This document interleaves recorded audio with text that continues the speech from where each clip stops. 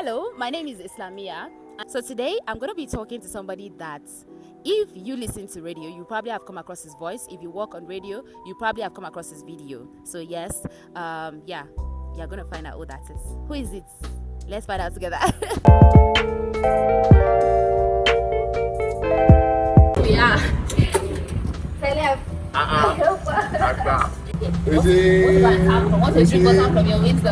So yes, I'm going to be talking to Daniel Adaaja, Dan part of BSFM, who's a creator, voice artist, events, MCL. Say lots. How are you doing?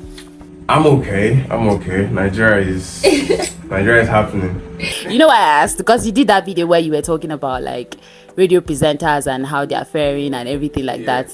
And I wonder, you asking, how are you doing? I think I can be better, but we're holding on tight, trying to make the most of everything.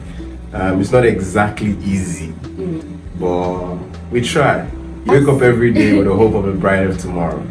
To be bright. It's already looking like it's gonna be bright. There's the part where you are like a radio presenter. You are not like a radio presenter, you're a radio presenter. I am. And you're an event host. And you are a content creator, you're a voiceover artist, so you're like a lot of things at the same time. And how does that even work for you? Like sometimes does it not feel like very overwhelming? I think it's not exactly overwhelming. For me, it's from the place of how much success have I been able to bring in from all of these things that I do. You say radio, content creator, voiceover artist, event host, it's not exactly converting sometimes, Okay. It doesn't exactly convert all the time. It's measuring how much success I've been able to achieve or how much I've been able to do with all of these talents, because talent is not enough, it's not enough. And when you have all of these skills and when you believe that you are good at what you're doing and it's not exactly converting to money, it can get worrying. Not maybe overwhelming. I think overwhelming would now come from when you have bills to pay and you're not having a lot to be able to take care of those bills. Yeah. For me now, say that I never knew radio was going to be a very big part of my life. Well, it was actually a big part of my life, but I never knew that it was going to be something I would do. Did you ever maybe when you were little, you were like one of those annoying kids that'll be like, I want to be a radio presenter when I grow up. No, what are you going to become? I can't even tell you. Don't tell me. Doctor, lawyer. Doctor what? Because everybody wanted to become doctors and lawyers. I used to think I was very good at engineering, so I wanted to be an astronaut. So why are you laughing? Oh, sorry. Okay, now okay, sorry. Where in which country? Okay, you engineer. You will travel out because it's not here. Radio did not exactly make sense to me until I was out of secondary school and I didn't get admission. Was that what changed? I think that was not even where it changed, but that was like my first encounter with radio. Was when I got in tune with radio was after I got out of school and there was no admission and I had to always just listen to the radio. And because when you don't get admission, parents, how Nigerian parents can be now, you turn the black sheep, and then I just, as the first child of the house, so that they don't make it that example, just always inside your room, turn on the radio, always inside the room. And I had this small radio then that could also play cassettes. Some people don't know what cassette is, but I'm from the generation that know what cassette is. Well, I'm Gen Z and I still know what it means. Have you seen one before? What do you mean? Have you seen a cassette before? Of course, isn't it those rectangular?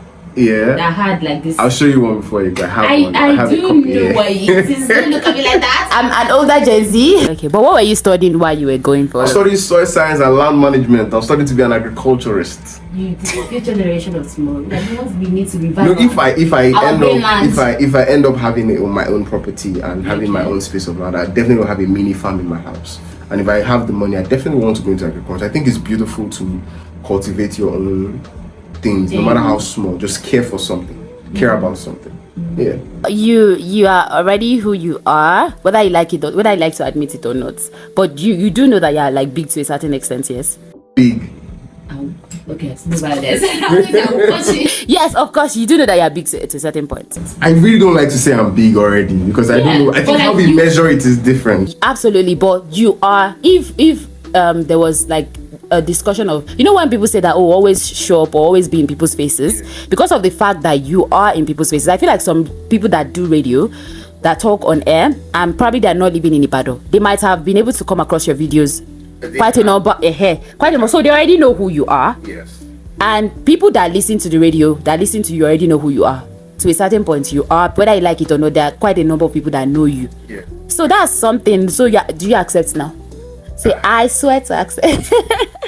No, I understand what you're trying to say, that you have not maybe gotten to the peak or whatever, and that's not what we're... For me, when I realized how much what I was doing was getting like a lot of impact was when I went to Lagos for Africast. I went to Lagos for Africast, and meeting random people, scrolling to their phone, like, sorry, is this you? Like, and shout out to the pages that repost my video, Radio Cast, Radio Guy, Radio Media, all of these platforms, Radio Talk Show. These people repost my video and it gets to places. I know somebody that followed me on Instagram and they said they saw my video on somebody's WhatsApp status. Yeah, even on WhatsApp. Blown boy. Because if you are able to cross over to the WhatsApp status thing, that's already blown. Yeah. They were like, so they had to like come and find my page. So, and that for me it made me realize that, oh, this is actually helpful. What I'm doing makes sense, and I think I can just keep building on it. Okay. So, as I was saying, the fact that that maybe now there's obviously like a difference, and there was somewhere that stemmed from. You talked about when you went for that audition, and it was, well, I don't know if everybody else's auditions were like even mine was terrible, but yeah, like you are where you are now, and to a certain point, that there was a lot that came, that there was a lot that happened for you to be where you are at now. Yeah. So what was that like? What was like the journey to all of that? Like, was there ever a time where you felt like, I be like, say this thing, I don't think I'll do it anymore? Because I think I get frustrated. For some people, they want to try to like break into it and everything, and they're trying to do everything possible, and it's not working the way they thought it would. Maybe they're not getting opportunities. Maybe they're getting opportunities, but it's frustrating. You definitely have had times like that when you be like, because when people see you outside now, they expect that you have money. Maybe you do have money, but I don't know. I never get money. And you know your pockets. Like, you're the one that knows what is in your pockets and all of that. So you know like these things. Was there ever a time you thought, I don't think this is worth it. This is not even what I wanted to do in the first place. So maybe I'll just I'm giving a go ahead or go home. Hello, I'm back home. That kind of thing. As a child growing up, I struggled with my identity a lot. I had an identity crisis. So radio was one thing that made me feel like I was seen. Yeah. So I stuck with it because it gave me joy. I love the adrenaline that came with not knowing and wanting to be better while doing radio. So that helped me want to be better. And I was emceeing alongside. My first internship was at Lagos Traffic Radio. I remember finishing my Lagos Traffic Radio internship, and then I went to go and print a business card. I can MC, I can do all this thing. Okay. And I printed that. Without having any experience. Without having any experience, okay. And I went to print a business card, and then I went to school, I was sharing it up and down. Then I started landing small gigs. My first MC gig was 3K payment. And I can't remember the name of I think the guy's name is MC Laugh. Okay. He had already gotten that gig for 5,000 or 10,000 naira. And I told the organizer I can do it for half. The guy came, I know it was years later. The guy was like, "You're the one that took down from her." I said, "Yeah." I said, when they said they wanted to, I said, "How much did you so I'll do for half." And I think I was in 200 level that time, and this guy was in like maybe 300 or 400 level. And we later became very, very cool after that. So it has not been an easy journey. There was a long period of not a lot of profit. And there were things that happened, and I think maybe it happens when you're committed to doing something. At every point when you feel like breaking, something helps you to just stay strong. I remember being in school, going to OGBC because at 2016 I got a job to freelance with OGBC, and there were days when I was broke. I couldn't go to OGBC and I had to walk certain distance just to cover and make sure I go for the show. And I was managing myself. Anybody who knows Abeokuta, and there are distances where you can walk, or you can take bike to make the journey faster. I would rather walk a few distance so that I can reduce how much they would charge me. And it was like transport was expensive. 2016, 2018, 2016, 2015, transport was pretty still cheap and affordable. But there were days when I didn't have that money because my parents didn't even know I was doing this. They didn't have an idea that I was doing radio in school. They believed they sent me to school, and that was all I was doing in school. So doing all of that just encouraged me to get better. And when I landed, my biggest gig in Funab was hosting Funabsu Idol. Shout out to Tosin and the guy's name is Tosin for putting me on that job. It was my biggest gig. He opened me up to a lot of people in school. And I can't remember the name of this guy, but he was in Colmas. That's the science department where this mathematics thing. He made me host my first nightlife event for their party. And those two events were very pivotal to where I am now. And I just kept going from there. The very first time you were on stage, what did you feel like? Were you somebody that was already like outgoing? No, I wasn't. I was a very introverted. So how did you now, Maria? In fact, seeing many people are saying, "Are you all right?" No, you're all left, and nobody's laughing. Like, you know, that kind of way. I think I'm somebody who knows how to practice a lot. Okay, so it was like a lot of practicing before. I've done a lot of practicing, and my first experience hosting was when I was not yet in uni, right? I was still in secondary school when my friend Yinka was playing for this band, and they used to organize like a praise concert. You know, they used to organize this gospel concert, and they were looking for an MC. That's my first time I hosted, and after that time, my level just went up. I just believed I could do it. I think I had this conviction that I could do it. So I wasn't even scared to be in front of people or what to say or how to say it. I just knew I could do it. It's fire to Maguire. Let's talk about the fact that a lot of people want to like go to Lagos when it comes to like radio. They want to so they see like Lagos as the next big step for them to take. But you came from Lagos to Ibadan. What's up? How did that happen? Like, what's the story? I think the story is it was the part where I wanted to like quit doing radio. And big shout out to Fola. And she hit me up. I was like, "Hi, I'm going to set up a radio station. You want to come along with me?" I was like, "I'm not doing anything." I'd already quit my job in Lagos. Not like quit, but like I resigned. I was like, "Okay, I've done my time here," and I knew it was time to move from where I was in Lagos. And I was like, you know what? I was trying to get a place in Lagos. You know, I was also trying to move out of radio. To try other things, try other things and get my hands on all that kind of skills, because it was the obvious was becoming too evident, which was radio wasn't paying. Radio was not exactly clearing all the bills. It wasn't able to do that, and it was taking a lot of the time. So I was like, can I find something else that I also find fulfillment in and do it? And I actually had gotten another job, not radio, but then when Fola called, I was like, would you want to come to Ibadan? And I was like, but I was like, I don't mind. Like, you're not like, and but didn't you have like, because people always do this thing where they're like, but when they hear Ibadan, they will be like, Ibadan, okay. But people who ask me how I speak English like this, and if I'm from Ibadan, and I'm like, I don't understand. I went to school. Like my parents paid for me to go to school. That's why I know how to speak English. Because they'll be like, I know my Ibadan. People will be like, Sarah, I don't know what Ibadan people you have met, but obviously it's definitely not me. So you didn't have that. It's the projection of the people and just how Lagos has just monopolized it. Lagos is a very classist state. They see themselves above every other state. Lol. Yeah, so when you tell anybody you're coming to Ibadan, they just believe that you are degrading or you're devaluing yourself coming to the city. But I also think that when people say that, it's maybe they don't have a lot of trust in what they can give, and they're not exactly sure of themselves, and then they hide under the euphoria of I'm in Lagos.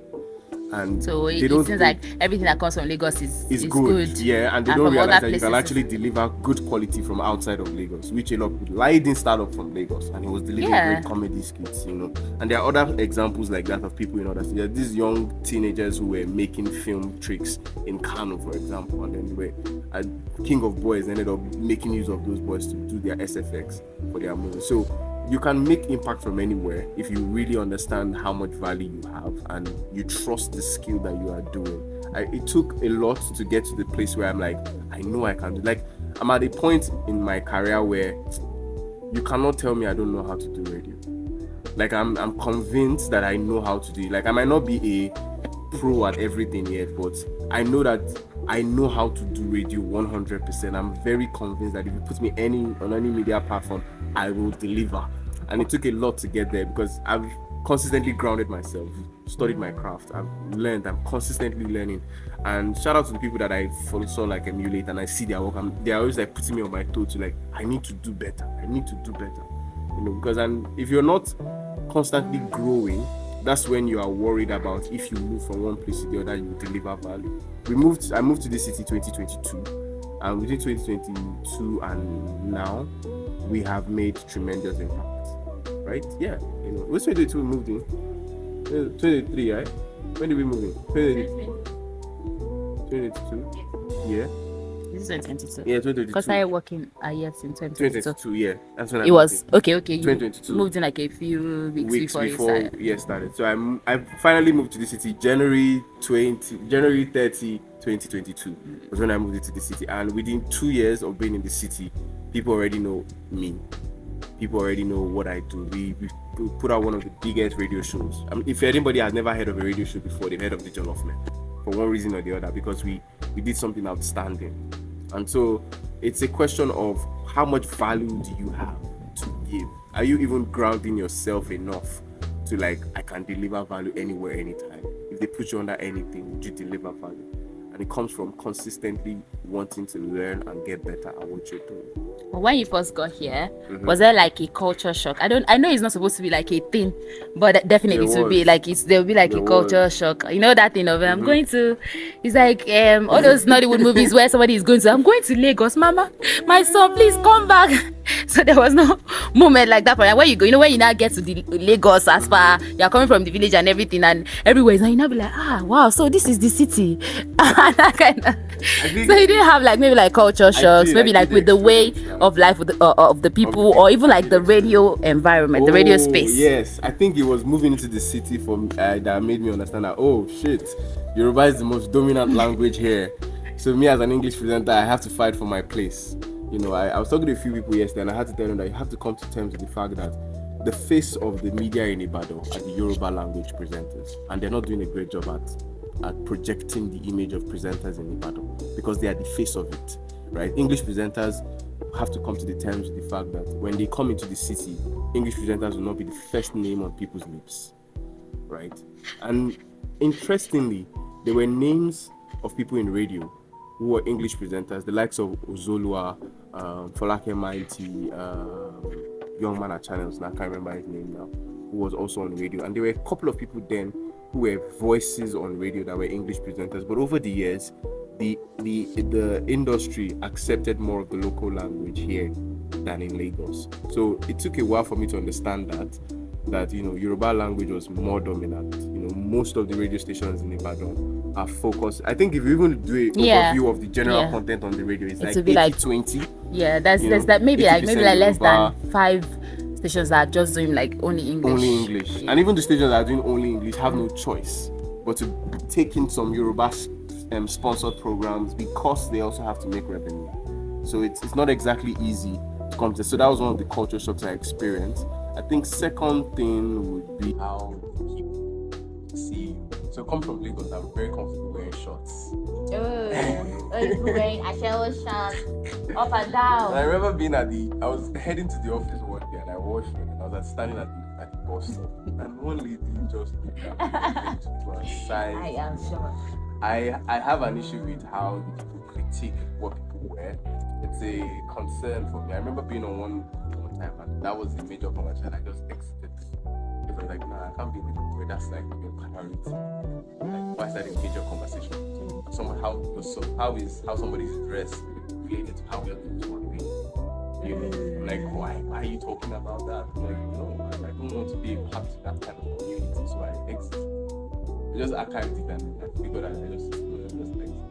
So that's the second thing. And I'm grateful for friends that I've met. So the city is not exactly strange to me, because I've always come into Ibadan once in a while when I was in Lagos, and I have a few friends who are here. One of them that really made Ibadan very comfortable was my very good friend Lovett. Yeah, shout out to Lovett. Lovett, you're watching this video, shout out to you. She really made me comfortable in the city, and I never met her till I moved into the city. But she just made me very comfortable. Just being good friends instead. Well, that thing about the dressing part, I would say you can never really blame the people. And everybody wore native. Yeah, what you know, sometimes when you see something that you don't know, it can be quite, it's like it will jar you, like it's kind of shocking in the kind of, and I think that's what's happening. A lot of people are moving in to Ibadan from different places, not only Lagos, like Ibadan is gradually becoming very commercial. Yeah, so I think it's for people that have always lived there all their lives, and that's not, it will be shocking, because you'll be like, Because even if you go to the north, you are going to face this problem. You can't go to some certain areas. That's the culture. Yes. In some certain areas, a guy and a girl, they are not supposed to stand together. They believe that Isba will come and carry you. They tell you that you are corrupting their children. So you don't want to put yourself in that kind of like, I used to tell people that once you're coming to Ibadan, there are some certain areas that don't go and tell them that they have to accept actually. Don't go to Molete and Bere and say that they have to accept you. I'm sorry, you might not wear clothes to your house. But if you go to like places like Challenge, for example, you go to Ring Road, Oluyole, you don't even see that young some places like, are opening up. Yeah, you can't go to like a market in like maybe like the Ode. You're gonna regret your life. Just in case you want to come to Ibadan, I think that it's my body, my choice. Sometimes it's not your choice, so there are places that it will be your choice, but you see, there's a place for wisdom. You just have to accept that fact. So I understand that maybe sometimes it's like very shock. It's new, so it's like in fact you go out and see those mikra, you'll say something about it. I remember there was a day I was going out, so I was in a mikra, and the man was mikra is the official taxi. And I was going out and I was sitting waiting for it to get filled up. So there were two ladies, very busty, and they wore like this big neck shape. So the mikra drivers they were like, I won't make it go your sister. And then they were like, they now pointed at me. I was like, you didn't in the air, Terry, come. Who did I tell like I saw because they were like they didn't see anything. But they were looking at me and everything. So they would always comment when they think like, so these people don't have parents and everything. So they were I think because everything is new, so they feel like if it's new, then it might be it's not necessarily new. So maybe that's what they're like, it's new, it's not once something is new, it's strange, I'm not used to it, so let me just leave. But yeah, let's leave all of that behind. But it's nice. It's been warming. If there's anything that I have enjoyed in the city is the acceptance. Coming here in less than 2 years, and they're like industry players who are like relating with you based off the work that you do, and you're not like threatened by it. A lot of people are like, how do you make so many friends in the industry? I'm like, I don't believe I'm not a competition kind of person. I believe if you do great work, we should collaborate. And if you do great work, let's work together. So for me, coming with that spirit, people, when we did our first games hangout, and I was telling my guys that I'm inviting everybody in every other radio station, they must come for our event. We're not fighting these people. We're trying to show that we can make things happen. The companies we work for might be at competition, but we work for this organization and we must always find that balance. And every time we do our event and I see you, Kola, other people from other radio stations come to our event, engage, that's like the happiest part of the event. That you come to our event, you stay, you're cool, we relate. If you go on Instagram sometimes, some people have had to ask me, all these girls that you are always there in your comment section, or you're in the comment section always laughing and everybody talking to each other, and everybody has been really warm. Shout out to Vic Richie. I remember first time we just met up, they were like, oh Daniel, you bought me bread that day. Not till you buy me bread. So buy me another one. You just find it you had bread. Oh, I made a mistake. So I bought bread.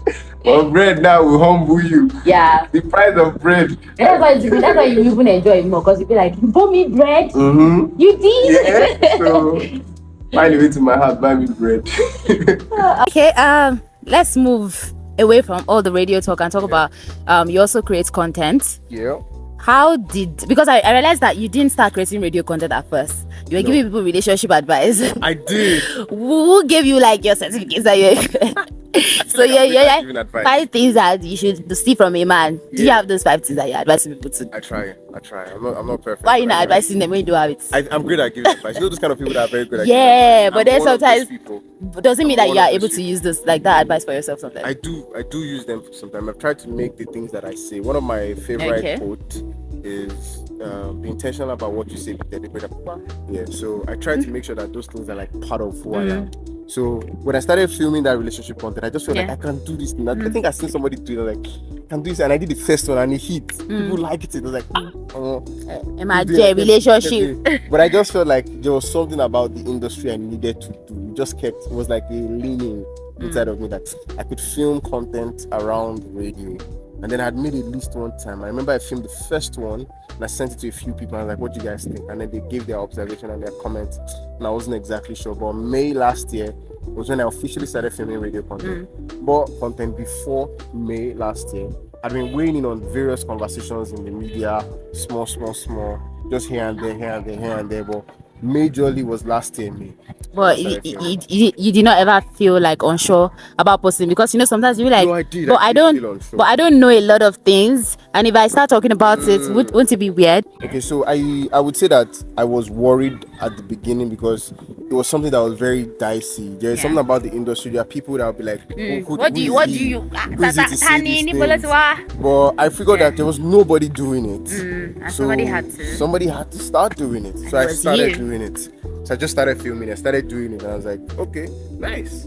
Okay. So there was something that you were also doing. Yeah. The face of radio thing, like the next radio star, whatever that you were doing. Oh, next radio. You started next rated OAP. Next rated. You started that thing before you were doing radio. I started it when I was in uni. When you were in When uni. I was in uni. I think I did the first one in 2017. What was like the idea behind that? Shout out to Mr. Rain. Mr. Rain here in the Yeah. panel. He had organized one and I came for it. And I was like, I want to replicate this thing in Abeokuta. And it was like, cool. He came. So Rain came all the way from Ibadan for my first lecture week. And I was like, I wanted to also like impact a larger community of people who didn't have radio backgrounds but were interested in doing radio. And we did the first one in July of 2017, and it was a hit. I did the second one like in December of that same year, and it was also a hit. And I just paused it after that because I was like, I realized that I needed to still ground myself a lot more. But hopefully, I'm gonna bring it back next year. So I'm hoping to do it soon. So hopefully, you're hearing it first. Next year, OAP is coming back. Next year, OAP is coming back. That would be nice, because this is a city that loves talk. Yeah. Talking, listening to people talk. Like, we like a lot of talking about other people, involving each other, like other people's business, different kind of things. It's something that we do enjoy in this city, and I think what you're doing is also very impressive as well, which is why we're having this conversation in the first place. Because if you did not do it, and I'm glad that you did, because if you did not do it, like a lot of people that have benefited from whatever it is that you do, they wouldn't have benefited. So thank you for doing it. Thank you for having this talk with me as well. Yes. Shout out to May. Shout out to May.